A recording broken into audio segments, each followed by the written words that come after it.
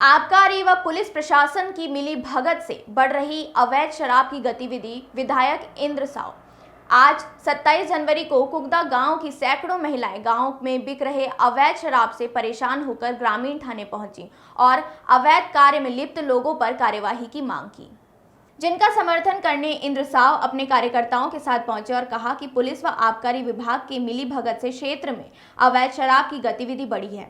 अगर समय रहते अवैध कार्यों में अंकुश नहीं लगाया गया तो विधानसभा में सवाल भी उठाया जाएगा। हालांकि विधायक के पहुंचने के बाद ग्रामीण पुलिस के द्वारा कुगदा जाकर एक आरोपी को पकड़कर लाया गया। Bureau report. ये तो हमारे भाटापारा के लिए बहुत दुर्भाग्य की बात है कि हमारे क्षेत्र में ये जो अवैध शराब की जो गतिविधि है बहुत बढ़ चुकी है और यहाँ के जो पुलिस प्रशासन है, आबकारी विभाग है, ये सबकी मिलीभगत है।